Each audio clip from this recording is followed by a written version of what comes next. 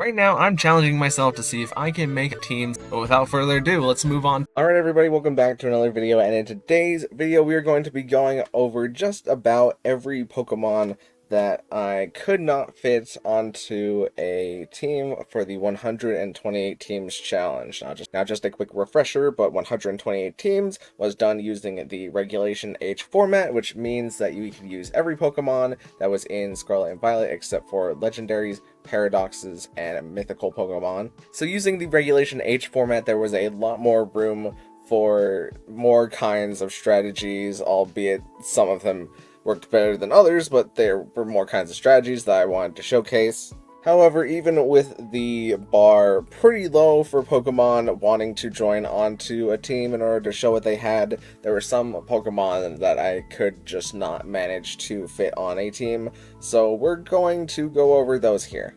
And this first batch of Mons is just the not fully evolved Pokemon that I thought would be at least worth mentioning. I don't think there's maybe like one or two more that I can't think of that I would put here if I could, but these 6 Pokemon just represent not fully evolved Pokemon that do something slightly different than their fully evolved Pokemon form. But for most of the not fully evolved Pokemon in the game, if I didn't use them on a 128 teams team, or if they're not here, then I just thought that their evolution was better in 99% of scenarios. So starting off, we have Basculegion White Stripe form, and we still have the adaptability, and a reason that you would use this over Basculegion is the fact that Basculegion is a ghost type, which means that it would take more damage from the Sucker Punch, whereas you can use Basculegion and just have your singular water typing and click Wave Crash into the opponent and kind of get away with it just a little bit more. Charmeleon gets to function a little bit differently than Charizard, which means that Charmeleon has some slightly different play because it can use something like Counter in order to take a ground-type move and then throw it back at the opponent. Dartrix, very similar to Charmeleon, I guess, in the fact that instead of Charmeleon losing the flying typing, Dartrix gains the flying typing in order to give up the ghost typing of not being Decidueye, and having a physical flying type with dual wing beat is kind of nice. It's one of the reasons that we use Scyther, but I think Scyther and Dartrix just had a lot of overlap, and Dartrix doesn't really get to use either of its abilities as much as Scyther does, so I think I would prefer Scyther over Dartrix, but Dartrix is at least worth mentioning. Prinplup is a little bit different than Empoleon because Empoleon is a steel type, which means that the weaknesses change yet again. So Prinplup gets to fit into teams a little bit differently than Empoleon. Noticeably, I think there was a pledge team towards the middle of the initial Regulation H that had a Terra Fairy Prinplup on it. That was pretty cool. Couldn't do it for myself though, because I probably wouldn't have thought to do that, but Prinplup, at least worth mentioning here. Scraggy is an interesting one because it is slower than Scrafty, so it's a little bit better than Scrafty on Trick Room teams. In fact, that's kind of why we see it on the big restricted teams, because it can click coaching into things like Calyrex Ice Rider. So Scraggy does get to see some play sometimes, and is a Pokemon that's at least worth thinking about. And then lastly, we have Vigoroth, who I was surprised that I didn't put Vigoroth on team. I feel like that's definitely something I should have done, and probably the not fully evolved Pokemon that I wish the most I had put on at least one team. Because Vital Spirit and Eviolite, and also having the Crush Claw in order to try and lower your opponent's defense, it doesn't sound so bad. I feel like there's definitely a spot that I could have found for Vigoroth. Alright, and now we have the fully evolved Pokemon that I just did not get to, and we're going to go through them alphabetically, so here we go. Starting off with Arbok, I just don't feel that great about Arbok. I haven't really played around with Arbok that many times, and if I was to use an Arbok, it would probably be for like Gunk Shot Coil, but this is more of a singles moveset, as Coil and doubles is pretty circumstantial. I think I had it on like a Milotic in order to increase the accuracy of our Hypnosis, and I had it on Orthworm because I wanted to increase the accuracy of the Iron Tail. But Coil giving you 3 stat boost is pretty nice. But one thing I'm going to do for all the fully evolved Pokemon that did not get on a team, I'm going to add something that I wish that they got in the next game in order to improve them. And I've said this many times before, but I think Arbok should just be a Shed Tail user, so that way it can be an Intimidate Pokemon, comes on the field, lowers the attack of the opponent, and then it has the option to either Coil and then Gunk Shot, or it can have the ability to Shed Tail out into another Pokemon that can handle the scenario. And since it got the Intimidate down, it would be pretty useful as Cyclizar and Orthworm both have their own different uses as Shedtail users, but then Arbok as the third one would have an even more different use than those other two. Ariados, I think, just suffers a lot from power creep and the fact that its signature move, Toxic Thread, is really not that great, especially since it only targets one Pokemon. Like, if this was String Shot and it poisons both Pokemon 100% of the time and lowers their speed, I could see this comboing with, like, Venoshock and Hex if you get Ariados fast enough, or some kinds of, like, double stall teams. But Ariados itself is also a Generation 2 Pokemon, so it doesn't get those, like, Generation 1 Pokemon tend to have a lot of TMs, whereas Ariados doesn't really have a lot of great, super awesome moves outside of, like, Bug, Dark, Ghost, and Poison. If I was to give Ariados a buff, I think First Impression would be a good start to improving Ariados' move pool, but there's also this Bug-type move that I call Hive Mind, which it's not on Showdown, so I don't know why I typed it in. But what I've thought the Hive Mind does is that if a opposing Pokemon has already been hit by a Bug-type move, Hive Mind, whenever it attacks second, will always be a critical hit. Kind of like how Assurance doubles in base power once the opponent has already taken damage for the turn. Hive Mind, instead of doubling in base power, will always land a critical hit, which gives you a lot more play into things like Intimidate. And since you can always critical hit with one of your moves, it would be much better for Ariados' Sniper. Oh, Avalugg. Avalugg probably should have been on a 128 team Snow team at some point. It's just that there's so many ice types to go through that Avalugg just didn't manage to get in. But if I was to use Avalugg, I would definitely use its high defense stat in the snow, increasing that defense stat even more in order to get some high damage body presses. And then Avalugg also has the Wide Guard, which I think would surprise a good number of your opponents and break up their strategies a little bit. If they want to go for something like Eruption into Avalugg, they no longer can. But if I was to improve Avalugg, I think it would need a priority attack. Like, we don't have Ice Shard, do we? Yeah, no Ice Shard on the Avalugg, and I don't think we get any other notable priority moves, so something like that in order to help it break a Focus Sash against a Pokemon that's very fast but frail would help Avalugg out a lot. Here we have Banette, and Banette, I think, is the only Pokemon here with a Mega Evolution, so any buffs that I give Banette would instantly go to Mega Banette, so we have to be kind of careful here. But regular Banette does not have Prankster, so all of its status moves are really not that important for it. It's also a fairly slow Pokemon, so it's hard to set up with it and then maneuver it because it'll just be constantly getting outsped. And if I was to buff Banette, a move that I've been throwing around for a while I call Phantom Puppeteer, which is a move that would end up acting a lot like Instruct from Oranguru, where it causes the Pokemon to use the last move that it knew.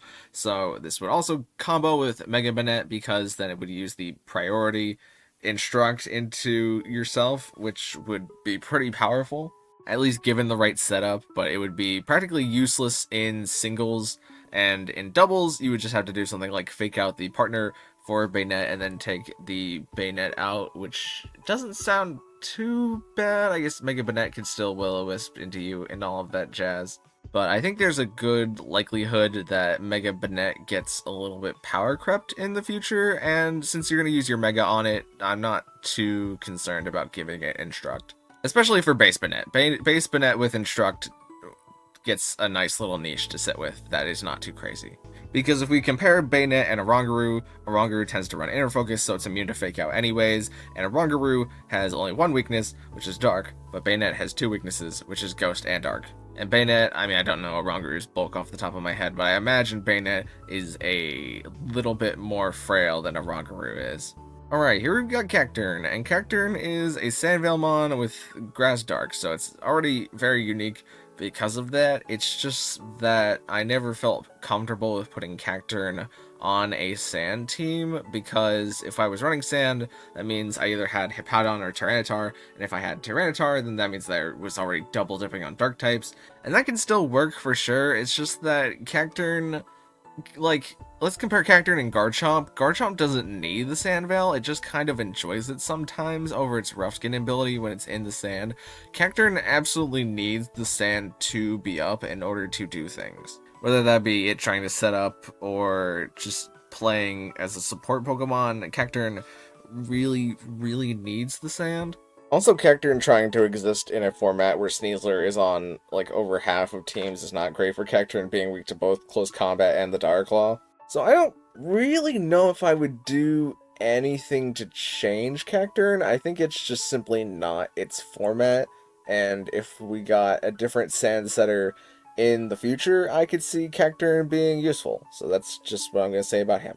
As for Chimecho, Chimecho's one of those monopsychic types that doesn't get too much play whenever Cresselia and the Lake Trios exist, which they don't in this format, but it's still a monopsychic type that there's just better options in the format for psychic types.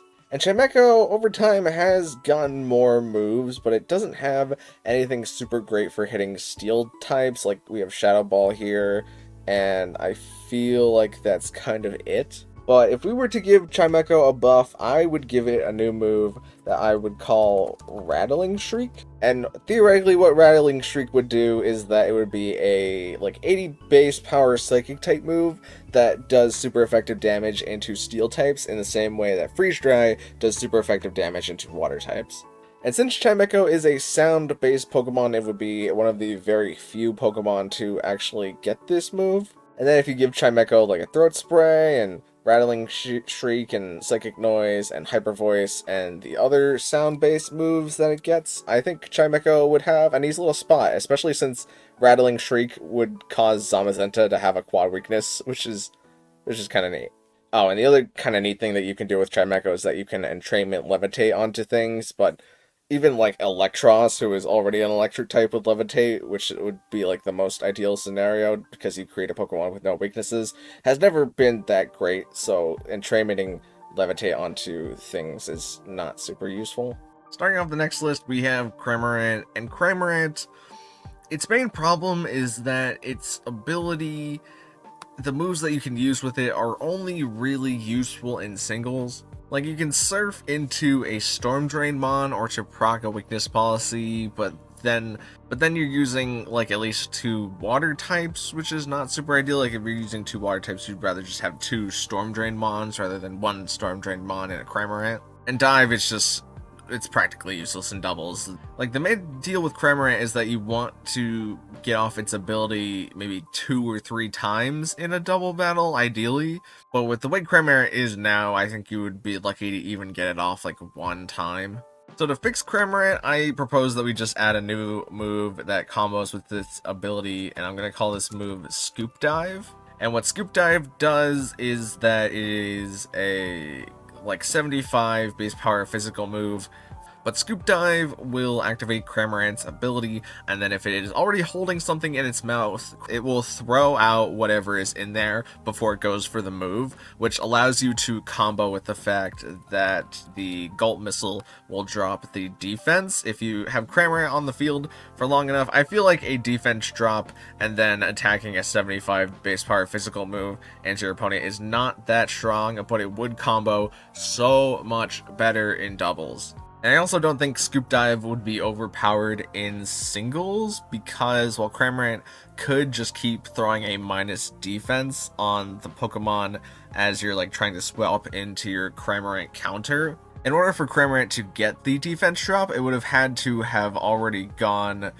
for the Surf or the Dive or the Scoop Dive on the previous turn. So you wouldn't get the defense drop on the turn that you're swapping in to counter Cramorant because it wouldn't have anything in its mouth yet. Dusknoir is, I mean, honestly, I think it's fine. I'm just gonna straight away say what I think would make Dusknoir better, and that's just putting Drain Punch on it. Or changing one of Dusknoir's ability to give it a better secondary ability along with its normal one, and its hidden ability would obviously make Dusknoir better.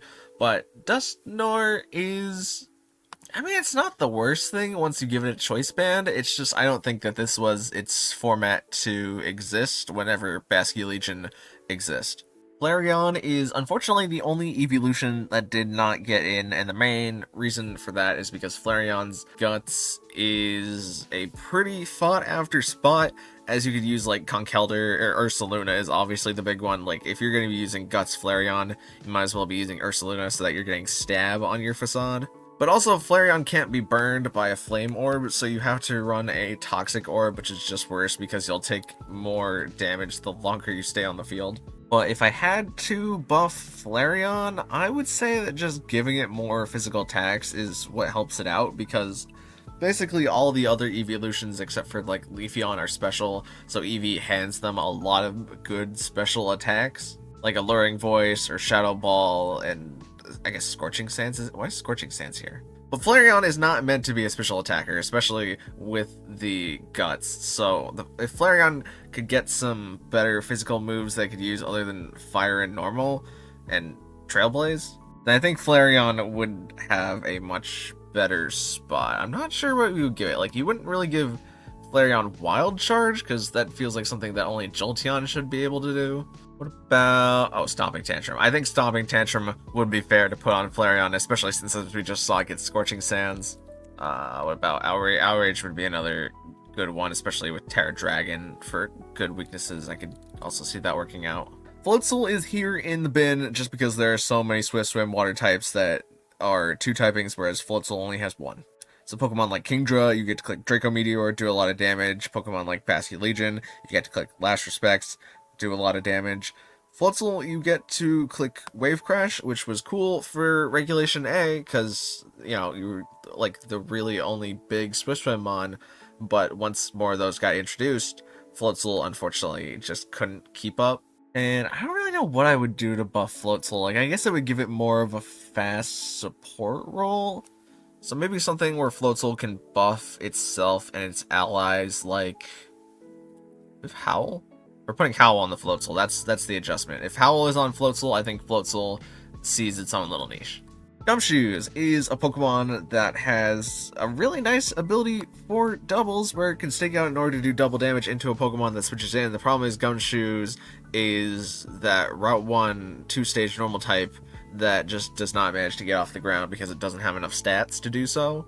And Gumshoos also just so slow. If I was to buff Gumshoos, I would bring back Pursuit for it. Well, no, I guess that doesn't work, because I was going to say a Pursuit that's normal type, but it's only for the Pokemon that has swapped in Gumshoos will do increased damage to. I'm really not sure what to do with Gumshoos. I guess we're just going to give Gumshoos Fake Out so that it has better doubles play, and the fact that it has a low speed really doesn't matter as much for it. Kamala, they did you so dirty this generation, Kamala, because Kamala had an actually really neat combo where if it still had it, I would put it on 128 teams guaranteed. But Kamala is interesting because it has a unique ability called Comatose, which means that it can not be statused, which has been power crept by Purifying Salt, but we're not going to talk about that right now. But what you could do with Kamala is that you could click Sleep Talk, and then if your only other move was Last Resort, then you could get a turn 1 Last Resort. But as you can see, they took Last Resort away from Kamala this generation, which just... why? It's not like Kamala was doing anything like that crazy. It feels like they took it away just so that Kamala would go back into being useless again. So if it isn't overly obvious, I would give Kamala back the Last Resort just so it can click the Choice Band Sleep Talk Last Resort and at least be kind of funny with it. Kricketune. Kricketune, I legitimately just think needs an evolution or bug type changes in some way that Kricketune is at least slightly better. Because there was a Wolf Glick video not that long ago that says that bug types should be immune to confusion, so if you could side Swagger into Kricketune, and Kricketune wouldn't have to hold an item in order to not be confused by the Swagger, like it wouldn't have to hold a Mirror Herb either if you wanted to Swagger into the opponent in order to get Kricketune an attack buff, I still think Kricketune would not be great. Kricketune suffers from being an early route Pokemon that it does have Technician, but Scizor exists, and Scizor is just better in 99% of scenarios. Not even probably, I don't even think there's 1% of people who would be like, yep, Kricketune over Scizor, 1000%. It's just not happening. So I think Kricketune needs a move invented for it that's like 60 base power and has some kind of very notable secondary effect. Like we're gonna call this move Chirp Strike because crickets chirp. And what Chirp Strike does is that it is a 60 base power move. If a sound based move, no, we can't. I was gonna say if a sound based move was used previously in the turn, it causes this move's power to double, but Technician wouldn't benefit from Chirp Strike then.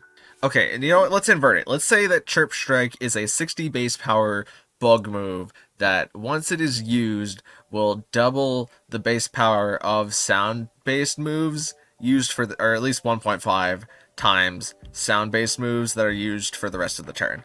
Or if you're trying to see what I'm getting at, something that Kricketune does in order to buff other Pokemon that use sound-based moves.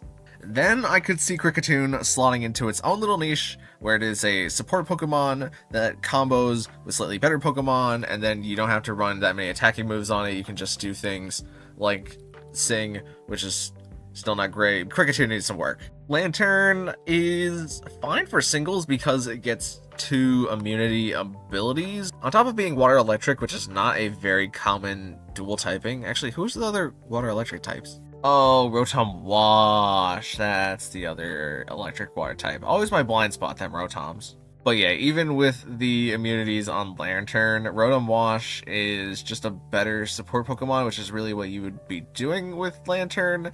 And it also has a more useful immunity in Levitate, because you're actually weak to ground, versus Volt Absorb is only a neutral and water is a resist. Also thought I'd share that Illuminate got buffed mid-game because they realized Illuminate doesn't do anything in Gen 9 because everything is overworld encounters. So they made it so that Illuminate ignores the opponent's accuracy and it ignores evasion.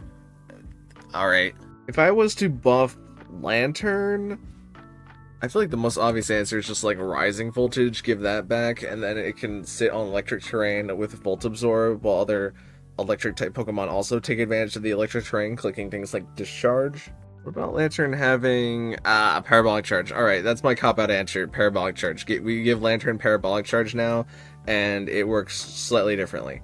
Lumineon is kind of that Storm Draymon that we were just talking about, but it's okay.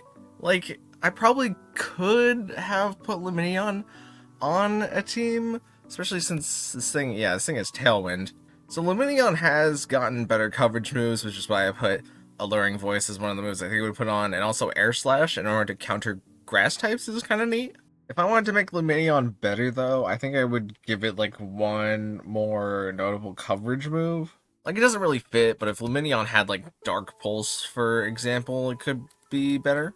But I think the big thing that hurts Lumineon is just the fact that Rillaboom exists. Like, a format without Rillaboom sees a lot more play for Lumineon.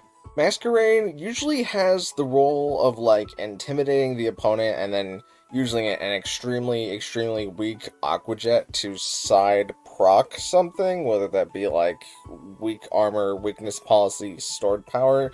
And then Masquerain gets to be like an okay sacrifice lead to set up like Sticky Web or Tailwind and Signals. But Masquerain, I think, just needs to benefit off of some kind of buff to bug. Bug typing is what makes it feel like it's not different, even though it's the only bug with Intimidate. But as for something that we can give Masquerain right now, we don't Glare, do we? Yeah, let's just give Masquerain Glare, and we'll go with that, because then it can paralyze ground types. And ground types can't really hurt Masquerain, so it gets a little bit of usefulness there. Meganium is the only fully evolved starter to not make it into 128 teams. We did have a Bayleaf team, but a Bayleaf is not a Meganium. Mostly because Meganium just has 2 bad abilities. Like, Overgrow is okay whenever you're doing damage. You're not doing damage with grass types on Meganium. There's so many better grass types, aka Rillaboom, Serperior, even Sinistcha. And then Leaf Guard is just a useless ability for grass types to have, as you're not getting burned or paralyzed whenever Sun is up, but if Sun is up, then you're probably getting cooked by a fire type, unless your opponent doesn't have one. And obviously coming up in Legend ZA, Meganium is probably going to see some buff. I think it's the only Pokemon the Pokemon that I haven't used that is guaranteed to see a buff.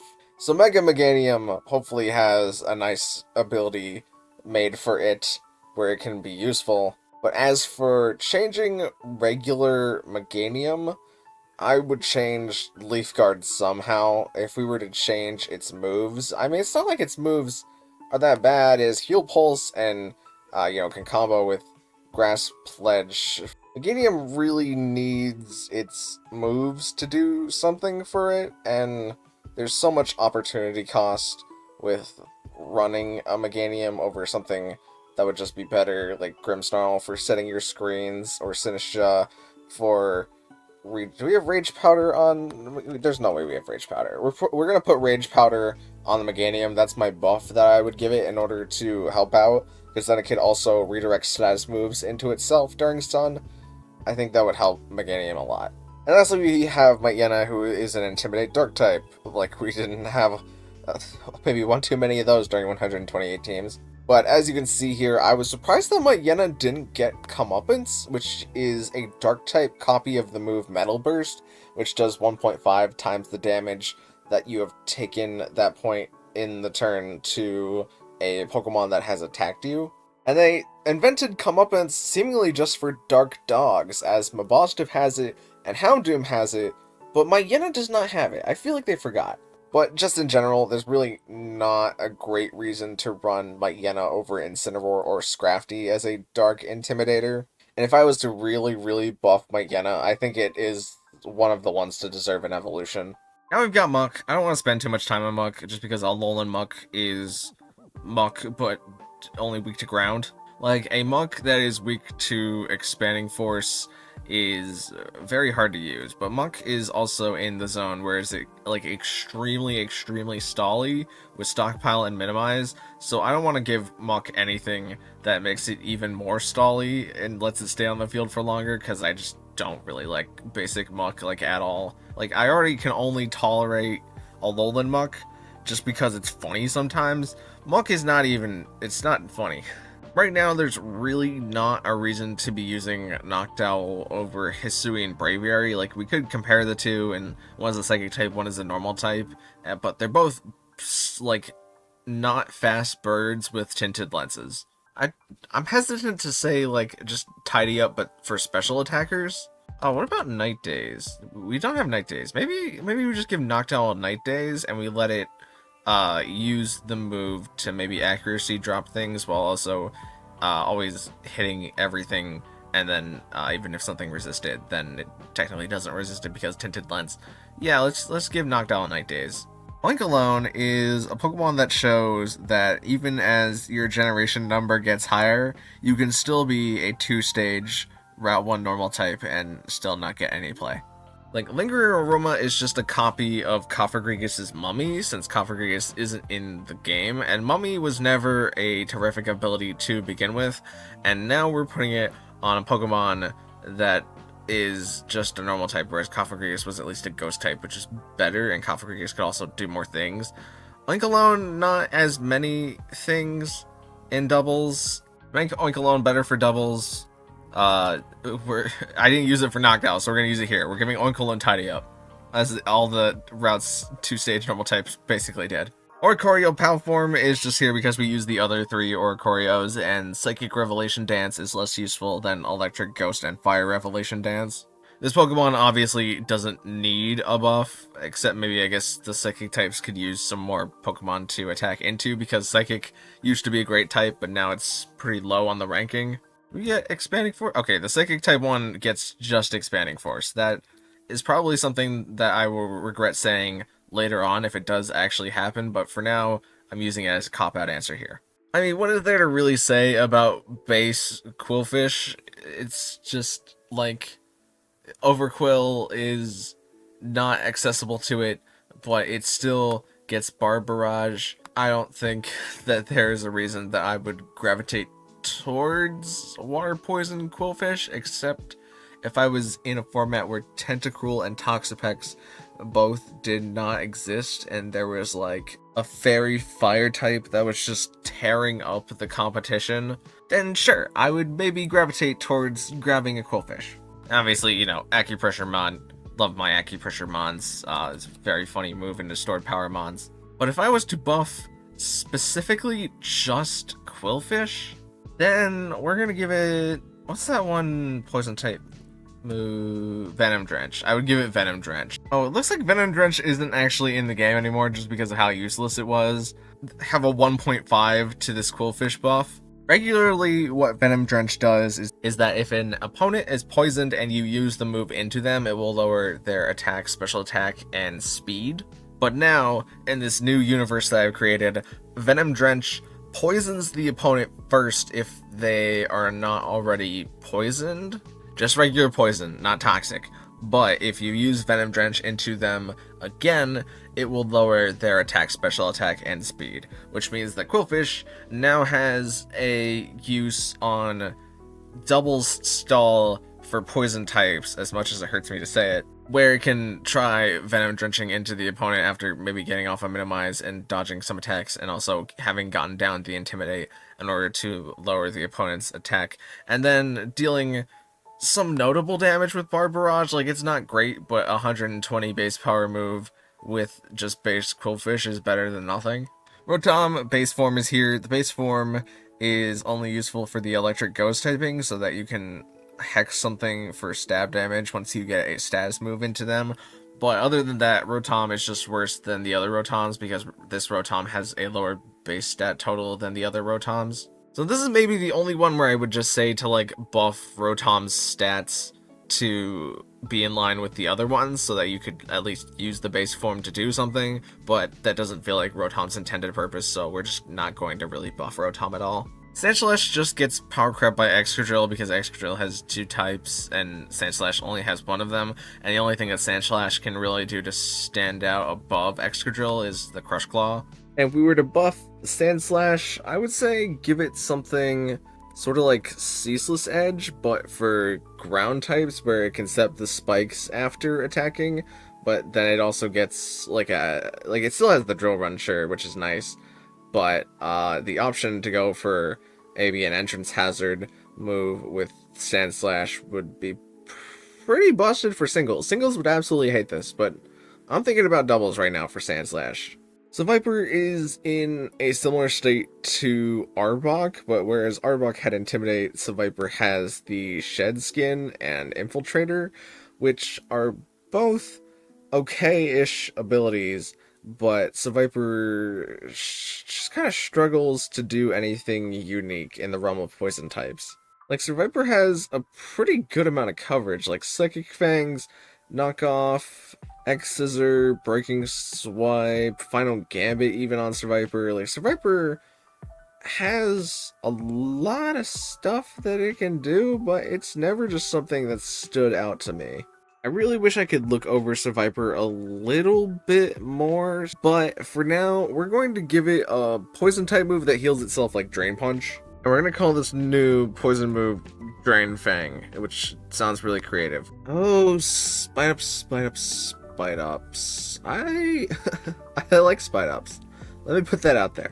However, I feel like they really overestimated how good Silk Trap is. Because Silk Trap is Spite Ups' new signature move, where if you make contact with it while it protects, it will lower the opponent's speed, but Spite Ups is already so slow that it's not going to outspeed anything that it gets with the Silk Trap. And if you were to run it into a Trick Room team, then you wouldn't run Silk Trap because you don't want your opponents lowering their speed inside of the Trick Room that you set up. So instead of giving Spite Ups a new move, I think what I would change is Silk Trap itself to, instead of having the opponent lower their speed whenever they make contact with it, I think that they should just not be able to swap out anymore once they make contact with the Silk Trap, as long as Spite Ups is still on the field. Because then this really creates an interesting scenario where you want to KO the Spite Ups by stopping it with like Fake Out and then attacking into it, but then you are risking it clicking Silk Trap and keeping your Incineroar on the field, which, you know, while your water type swaps in, Incineroar wants to leave the field without the parting shot being able to click into your water type for the next Pokemon in the back, but it can't do that. But also on the other side of this theoretical 50-50 I'm creating, if you don't attack into Spite Ops, and Spite Ops is going for the circle throw that I have here, then Spite Ops is going to throw out the Pokemon that you have on the field, like Incineroar, and cause you to swap into one of the Pokemon that you have in the back, who's not a good matchup for a Pokemon that you currently have on the field. And then if you are already Silk Trapped with one of your Pokemon, then you can't swap that Pokemon back into your Intimidate Pokemon, aka Incineroar. And then that also combos with the fact that Spite Ops can have Stakeout, because while you might not be able to swap out once you've attacked into the Silk Trap, if somebody leads Spite Ops and you don't want to have a Pokemon trapped onto the field, you're going to swap it out anyways if it is an only physical attacking Pokemon that would attack into Spite Ops or not have a good matchup into the other Pokemon. So then Spite Ops still wouldn't be doing damage. Let's keep it 100, but it would be better. TLDR, I would make it so that Silk Trap does better at keeping things on the field and makes Spite Ops more of a Pokemon that has the field control of your opponent's spawns. Sunflora, honestly, I think I did Sunflora a little dirty. I'm sure that there was a Trick Room team with a Torkoal on it somewhere that I could have put Sunflora in. I just never really gave Sunflora the time of day.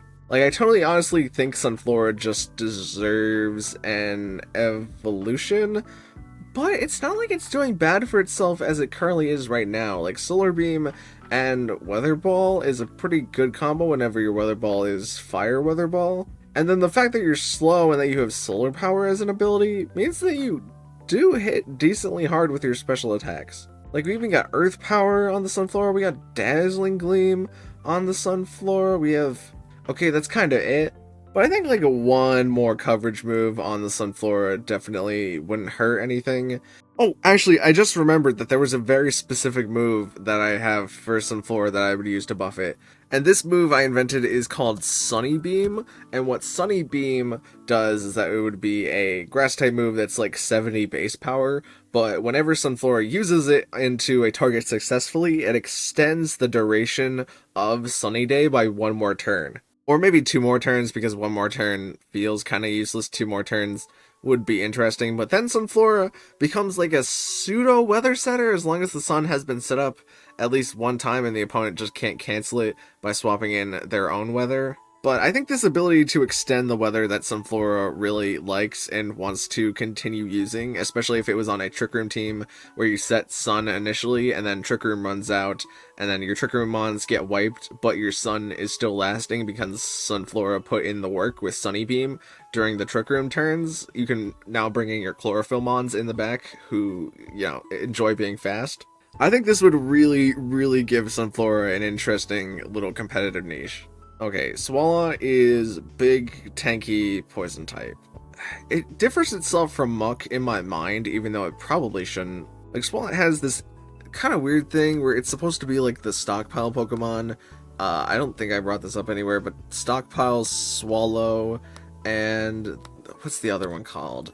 Spit Up. These are all moves that work together in a way that just is strange. Because Stockpile itself is a good move because it raises your defense and special defense by 1 stage each time you use it, and then you can only get a max 3 uses, but every time you use Stockpile you gain a variable called Stockpile, and what it does is that it affects how the moves Swallow and Spit Up work, where you can only use those moves once you have Stockpile stacks. Swallow will heal the user a varying amount depending on the stockpile stacks that you have, and Spit Up will do varying damage based on the amount of stockpile stacks that you have. But the big downside of using this strategy is that it consumes your stockpile stacks whenever you use Spit Up or Swallow, but it also returns your defenses back to normal. So basically, you're taking up like 2 move slots in order to get off 1 attack and be kind of tanky while doing it. Whereas you could just have a Pokemon like click Cosmic Power and you just get a defense boost and special defense boost for free.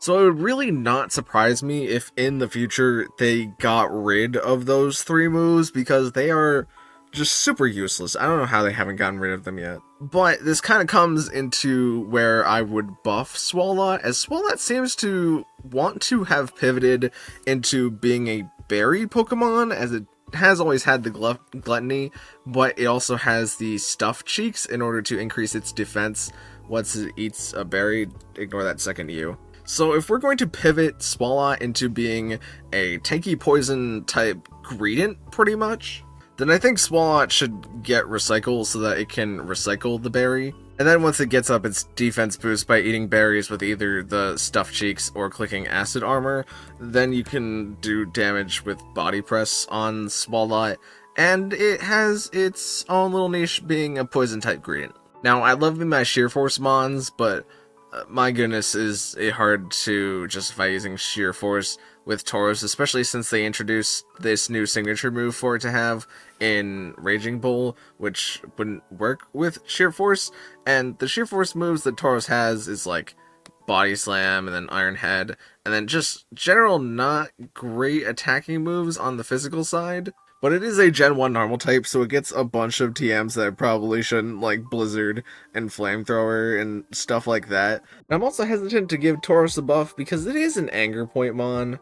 It just doesn't have the ability to resist any Anger Point moves, unlike most of the other ones. If I really, really had to buff Tauros, though, I would probably just give it Bouffalant's move, which is Head Charge, which just the ability for Tauros to proc its Anger Point and then have that little bit more damage to maybe help it pick up some KOs while also trading off the damage that's dealing back to itself. I still don't think would make Tauros busted, but Tauros, as it sits right now, I'm still fine with. Like, it's not crazy. I wasn't even crazy with, like, the base fighting type Tauros to begin with. We just used it because it was on the salty DK Dan team, where that Tauros was the pure fighting Tauros. Alright, and now we are on to our last row, which we'll talk about the Smeargles one. We obviously use Smeargle, but Smeargles have other things stored in their move slots. Vespiquen, another bug flying type out here, trying to find its way in the world. Mostly better as a singles mon, because then you can kind of get set up, but also still have a reliable destiny bond to hit your opponent. Vespiquen, another one of those Pokemon that would benefit from the buff to bug types that I don't know what it would be that I've been talking about most of this episode. And then Hive Mind, I think is another appropriate Pokemon to get that move that I mentioned when I was talking about Ariados. They did actually nerf Vespiquen, like, just the tiniest bit this generation, because Vespiquen normally has 3 signature moves in the attack order, which is a very strong 90 base power, high critical hit rate move, and then defend order, which increases your defense and special defense. But Vespiquen used to have a move called heal order, but they got rid of it for whatever reason. I don't think it would at all be impactful in doubles, so it must be the fact that it would be impactful in singles, and they did nerf all of the healing moves this generation, so maybe the way that they did that with Vespiquen was just to get rid of the move altogether, and then it also saves them having to reanimate a move for specifically just one Pokemon. Especially when Vespiquen already... Oh, I thought I had Morning Sun. I don't know what... How do you heal with Vespiquen now? I guess you just have to click the rest with Vespiquen in singles in order to try and heal it. Victory Bell is really hard to use in a format where Venusaur exists, because it is physical Venusaur, whereas... Well, Venusaur can be physical too, it's just that Venusaur tends to run special. But a significant portion of the time where there is Venusaur, you would just do good special damage into the opponent, whereas Victory Bell has the downsides of being a physical attacker, aka being intimidated. I'm not crazy about buffing a Chlorophyll Mon that has Sleep Powder, but if I did have to buff it, I would give it Galarian Stunfist's signature move, which is Snap Trap, because it at least gets stab on that, and it can trap things on the field somewhat consistently after putting them to sleep if they don't swap out again. So, you know, little thing for Victory Bell can go a long way there, I think. And lastly, for fully evolved mons, we have the Zangoose, who, if you were on the Fire Farmer 123 Discord, you know I gave Zangoose a good shot. It was supposed to be on the Venoshock team, as it would maybe get side poisoned by some of the Pokemon that were already there doing the poisoning. But Zangoose, its ability Toxic Boost is just worse guts. Like, there is an argument to be made that, like, you burn Zangoose and then it doesn't get a KO in a spot where you like have a Moxie Pokemon and you want it to pick up KO. But as we saw with that one Persian Overquill team, it's really not a strategy that Zangoose should be relying on. So if I was to buff Zangoose, and in the fact that it wants to be poisoned and click Facade and then fling away the Toxic Boost in order to Toxic something else, I would buff Toxic Boost so that you get a 1.5 times speed boost whenever you're poisoned, as well as the 1.5 times physical attack boost. I feel like that would not be crazy for Zangoose, and it makes it so that Toxic Boost has a noticeable difference to Guts. Okay, and now we have specifically the moves that go into specific strategies that I did not include in 128 teams. The first one, fittingly, being a strategy that only Smeargle can pull off, and that is using legendary moves that, even though we don't have legendary Pokemon, Smeargle can still go for those really busted legendary moves. The first couple being like Fusion Bolt and Fusion Flare, where you would use a move to mimic the Fusion Flare onto a Fire type or Fusion Bolt onto an Electric type, and then Smeargle, being faster, would then go for Fusion Flare or Fusion Bolt, and then the Pokemon that has mimicked the other move would get to go for the double damage Fusion Bolt or Fusion Flare. And if you don't follow what I just said, I don't blame you. It's why I didn't decide to make this an actual strategy. It's just a really niche scenario where you do get to use a 200 base power move, but you need a turn of setup with a move that really doesn't do that much damage, and then Mimic, which is like, ew. I'm pretty sure we still have Mimic. Yeah, Mimic it's kind of like Sketch in the sense that you learn the move, but Mimic is only temporary and gives you like 9 PP of that move, but until you swap out, the Pokemon that uses Mimic will just replace Mimic with the move that you got from the Pokemon. And you can only do this strategy with a Pokemon with Mimic. You can't do it with Copycat, because with Fusion Bolt and Fusion Flare, you need to use the other move. So if Smeargle went for Fusion Flare and you were trying to Copycat Fusion Bolt, it just doesn't work. And then another legendary move that I did think about putting on Smeargle at one point was Hyperspace Hole, so that you can break the target's protection. But I think there's something funky where Smeargle can't actually use this. It might be Hyperspace...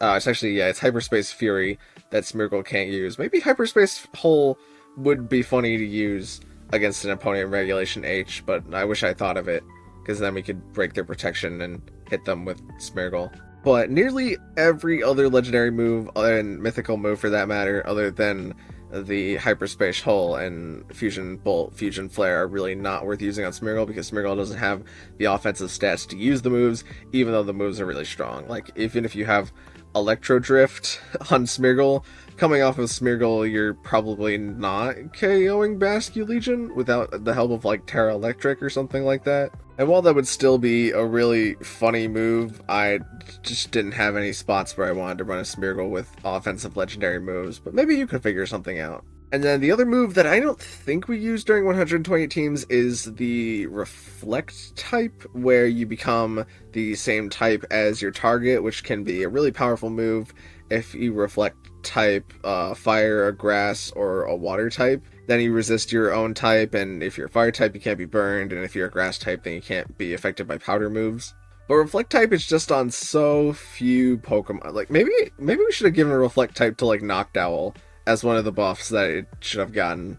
But also Reflect type is just a little bit more useless in a format where you can change your type at any time with your Terra type. So I wouldn't hold out on putting Reflect type on yourself anytime soon. Smeargle number 2 has all of the split and swap moves, that being Guard Split, Guard Swap, Power Split, and Power Swap. And what each of these moves do is that the swaps allow you to change the actual base value, like your hard special defense, whatever that turns out to be. Smeargle has 65 special defense and 55 defense. What you can do is you can hard swap those values with an opponent's Pokemon, or I guess your own Pokemon. And then it would be decently useful on a Smeargle, because Smeargle is so frail, but also not offensive power, for the Guard Split and for the power swap and the guard swap, those would be half decent moves to use on Smeargle. But if you're using Smeargle, it's usually just better to try and put your opponent to sleep with something like Spore, or if you're trying to decrease the damage, you could go for Will-O-Wisp, you can go for Burning Bulwark. There's just so many better moves than the guard swap and the power swap. And there are obviously other Pokemon than Smeargle that get these moves that could put their higher defenses onto a Pokemon with higher offenses. It's just that it's never really seemed that worth it. The other two, Guard Split and Power Split, work so that it takes the hard values of each of the Pokemon that have been affected by this move, both using it and being hit by it, and it adds them together, and then it divides by 2, and then it sets both of those Pokemon equal to whatever the divided by 2 value is. And I know I said at the start that I wasn't going to mention Pokemon that are not in the game, but there is a very evil strategy that you can do with the Guard Split with a Shuckle, where you have a Chansey on the field who has a very low defense stat, and you have Shuckle who has a very high defense stat, and you Guard Split into the Chansey in order to give it a high defense stat, and then the Chansey clicks Minimize, and then the Chansey, it wins the game more often than not.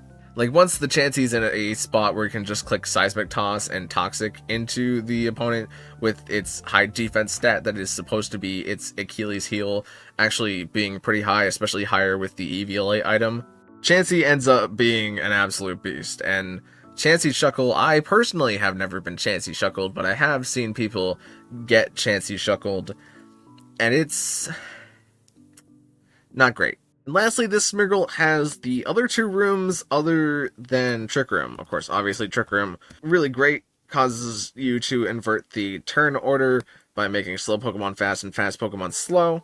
But not a lot of people know about the fact that there's 2 other rooms, kind of like how there's multiple weathers, multiple terrains. There's multiple rooms, but the multiple rooms are just not that useful. Case in point, the first one being Magic Rooms, which for 5 turns, all held items will have no effect. And as I said during the 128th team, the only Pokemon that really benefits from not having an item is named Talonflame, because then you get to click the full damage priority acrobatics. So by using Magic Room, you're not only turning off your opponent's items, but you're also turning off your own items, which could be okay if you had a team based around using like consumable items, and then your opponent doesn't get to use their items. But for using Magic Room, you might as well just use Knockoff if your opponent has an item that you really want to get rid of, because then Knockoff gets rid of that item permanently, whereas Magic Room only lasts for 5 turns.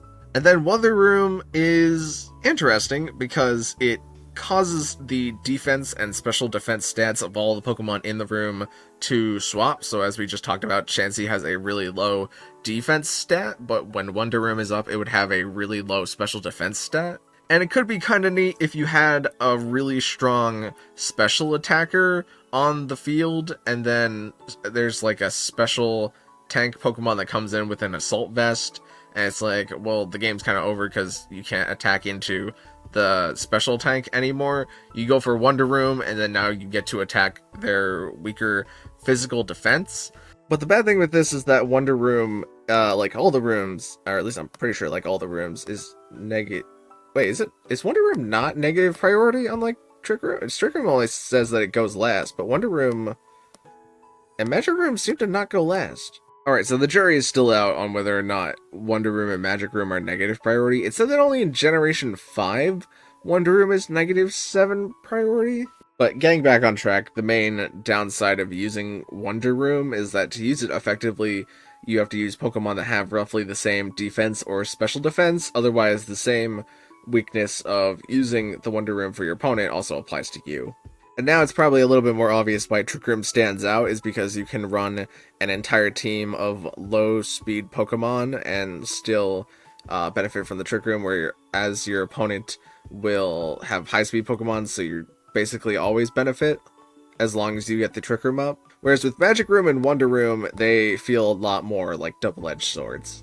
But if I could add one more room, it would be this room that not Hunted Room, it would be not Handed Room, Haunted Room. And Haunted Room would be a room that would get set up that would cause all Pokemon in the room to not regain HP.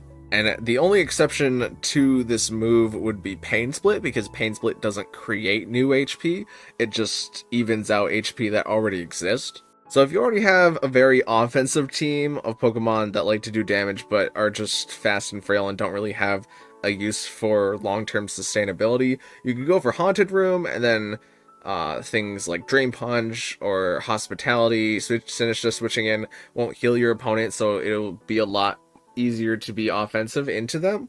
And this feels like a room that is much less double-edged swordy, and would actually give Trick Room a little bit of competition in the room space, thereby nerfing Trick Room just a tiniest little bit. But yeah, that's gonna be it for everything that did not make it into the 128 Teams Challenge. As always, I hope that you learned something, or at least you have a little bit more to think about in that noggin of yours. I'm gonna ask, if you made it at this point in the video, just leave like a general buff, any buff that you want to see a Pokemon get in the future, whether that be like Electro Drift for Electivire, something real dumb like that. I don't care. Just put a buff in the comment section below, no matter how ridiculous or sane you think it is, and I'll probably read it. But now it is time for me to start working on the actual bracket, so I will see you in the next one. Thank you.